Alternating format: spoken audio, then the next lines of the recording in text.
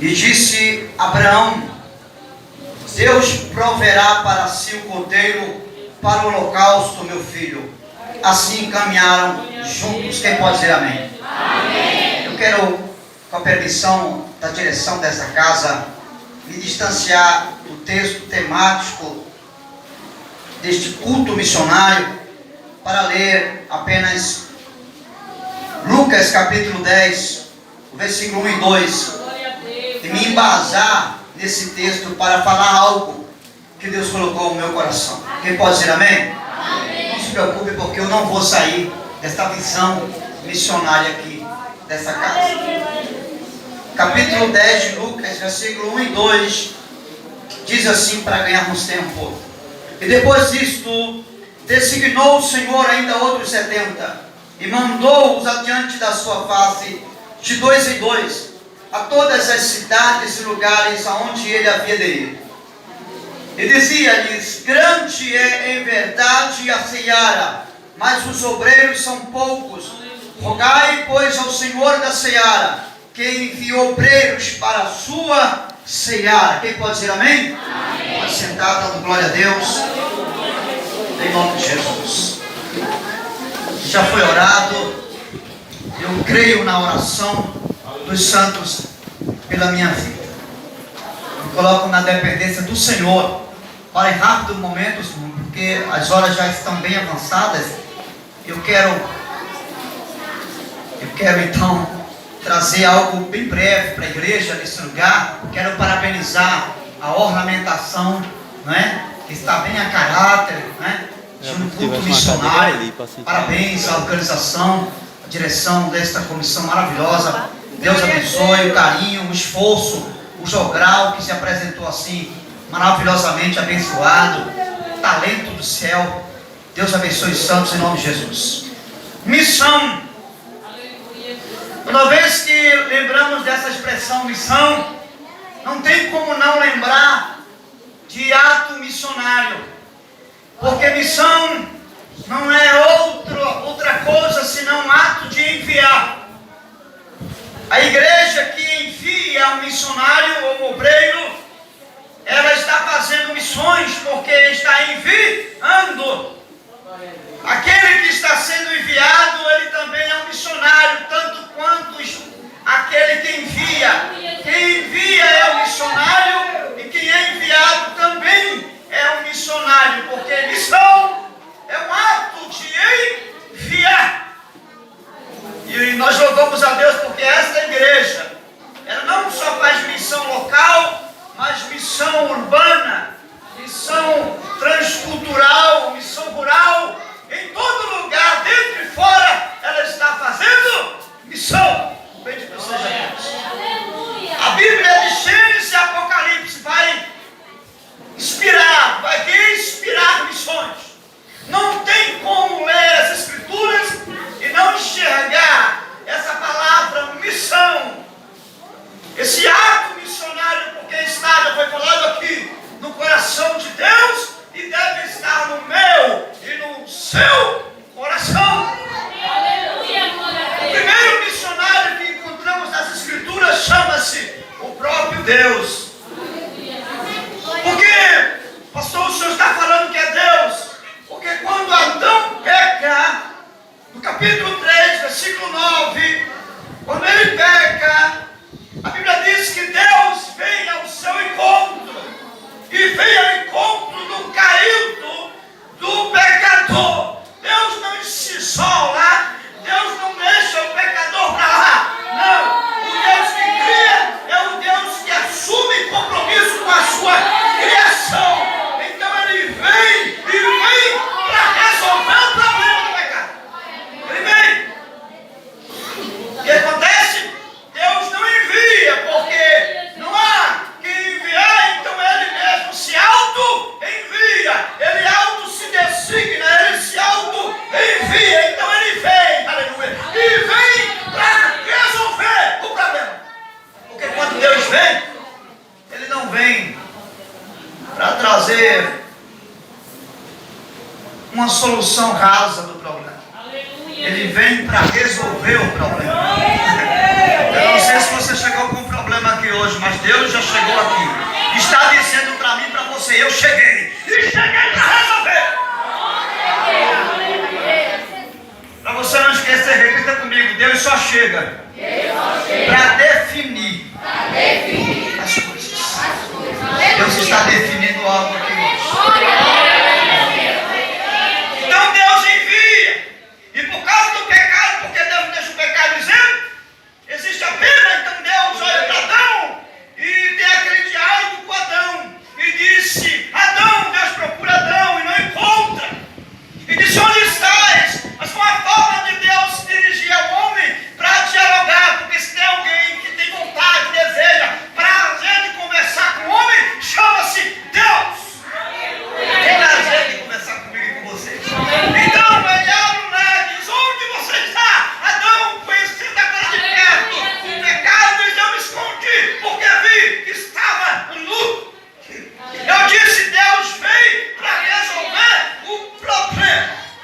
E Deus diz: agora sentencia algo para Adão, sentencia para a mulher e dá sentença para a serpente também. Quando ele olha para a mulher, ele diz: tu, da tua semente, nascerá um, porque Deus vem e profetiza o milagre do nascimento do Filho de Deus que viria lá na frente. Então Deus vem como o primeiro profeta, o primeiro que lançou a palavra profética foi Deus, e ele disse: da tua semente nascerá um que esmagará a cabeça da serpente. Ali Deus já tinha resolvido o problema do pecado. Diga amém. Porque Deus só vem para resolver. Deus não faz paliativo de nada, especialmente com o pecador. Ele vem para definir, e definiu ali. Deus profetizou algo que viria, mas o profeta Isaías já começa a mencionar a chegada do Messias e do Cordeiro de Deus que tira o pecado do mundo, como se ele já tivesse vindo. Aí você vai observar que no capítulo 53 de Isaías, a maioria dos verbos que o profeta usa é: ele levou sobre si os nossos pecados, as nossas transgressões. Ele diz: pelas suas pisaduras não está no presente, está no passado. É como se o cordeiro já estivesse morrido. Ele vê que o cordeiro já estava morto. O que significa? Que nada pega Deus de surpresa. Deus já havia sacrificado o cordeiro. Tem nada pegando Deus de surpresa, não. Pega você de surpresa, pega a mim de surpresa, mas nada pega Deus de surpresa. O que significa? Significa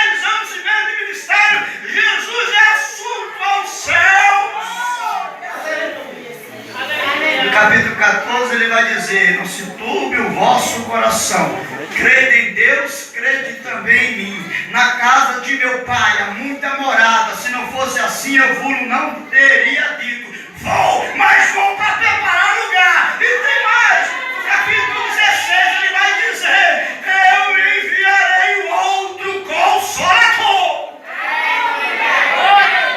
Agora ele faz o que o pai fez, ele também envia, ele é um missionário nato, porque nasceu de alguém que fez missões. Aleluia, ele envia o Espírito Santo, porque estamos falando de alguém que começou missões. A procedência de missões veio do coração do Pai,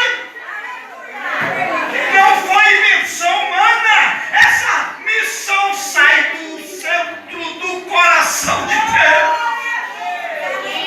Aleluia. E o Espírito Santo vem, e quando o Espírito Santo vem, os apóstolos obedecem um princípio estabelecido por Jesus: ide e ficai em Jerusalém, esperando até que do alto venha a promessa do meu Pai. Quando o Espírito Santo desce sobre ele, o Espírito Santo agora faz o que o Pai e o Filho fez: envia os apóstolos e eles arrebentam com a mensagem do Evangelho. Mais de 3.000 almas, 5.000 almas depois se convertem e a igreja vai crescendo. Tudo isso sabe por quê? Porque alguém cumpriu a missão. Aleluia. E o Espírito Santo agora começa a enviar, porque ele também é um espírito missionário. Escute. Se o nosso Deus é um Deus missionário, se Jesus é um Salvador e Senhor missionário, se o Espírito Santo é um Espírito missionário, se esse Evangelho que pregamos é um Evangelho missionário, é um livro missionário, se esses quatro são missionários e eu e você estamos aqui sem fazer missões, nós somos um ateu e uma toa nessa noite aqui. Desculpe a franqueza, mas essa é a verdade. Não dá para seguir um Deus missionário e não ser um missionário. Não dá para viver um livro missionário e não respirar missões, irmão. Não dá. É um contrassenso.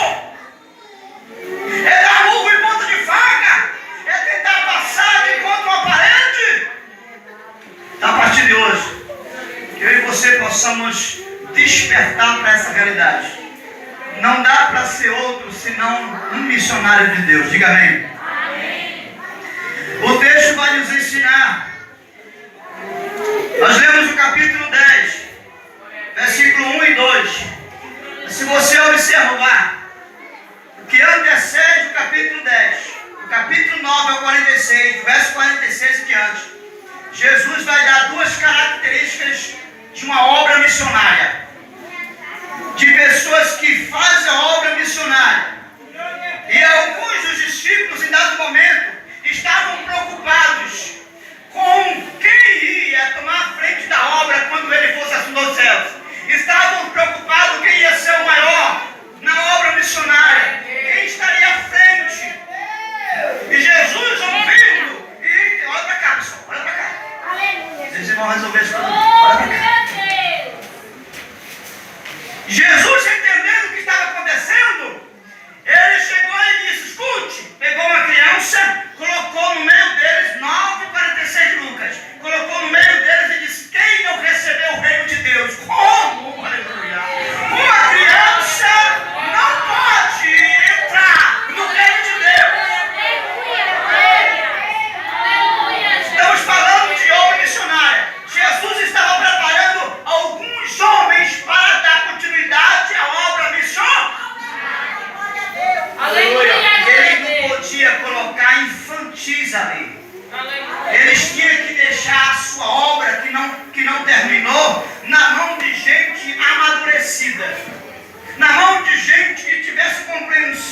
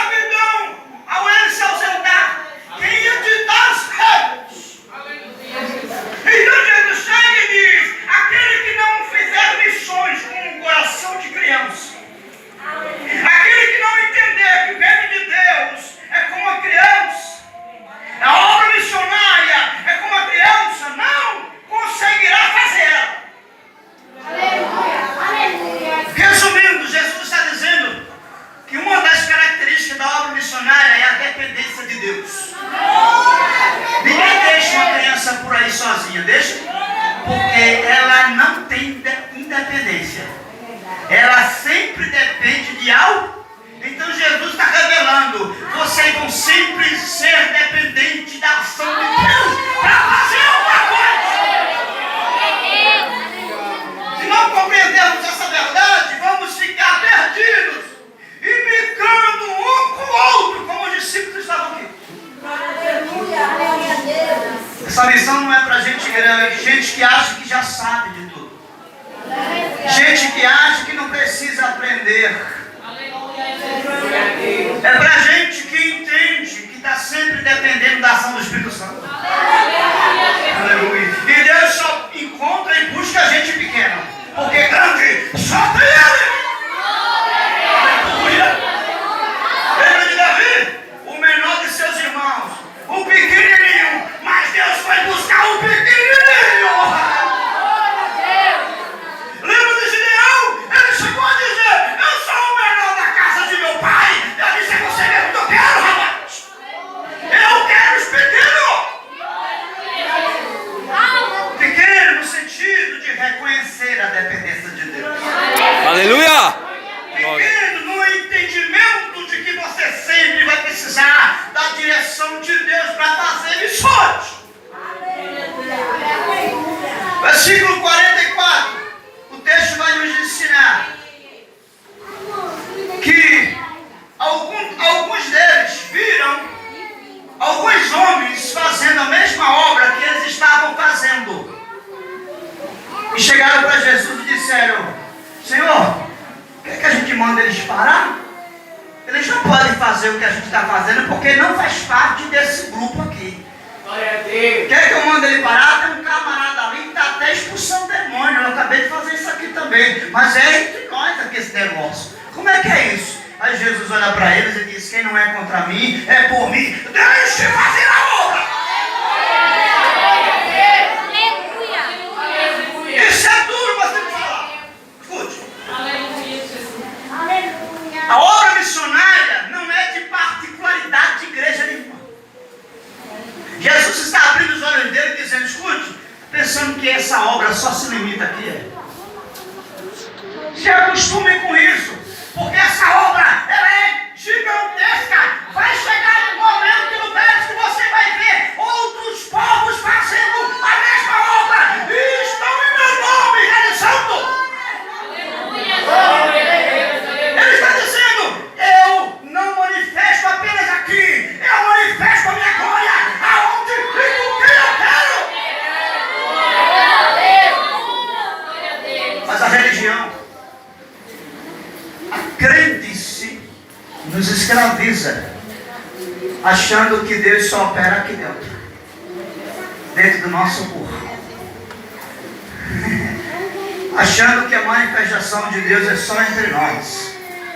Quando aparece alguém que a gente nunca ouviu falar, a gente às vezes até fala besteira, dizendo que é falso profeta. Cuidado, porque você pode estar indo de encontro a uma obra que é de Deus, e por falta de sabedoria está pecando. Você tem que ter cuidado. Quem não é contra nós, diga é por nós. Diga é por nós. É por nós. Mas nós, antes de manifestar o coração de cordeiro, manifestamos o coração de lobo, julgando, referindo palavras de julgamento. Não é? Então nunca fale daquilo que você desconhece.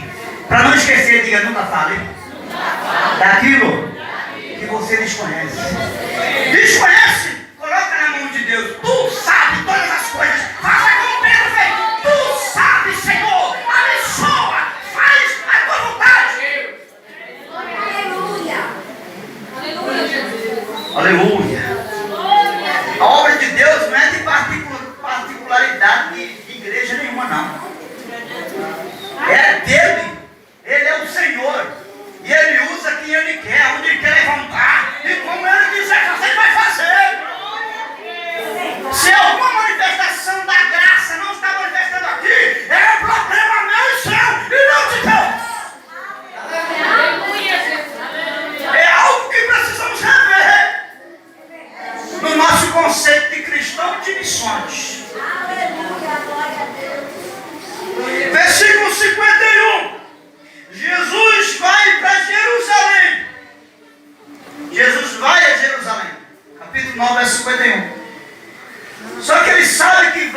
para ser crucificado. Ele sabe que ele está indo para isso.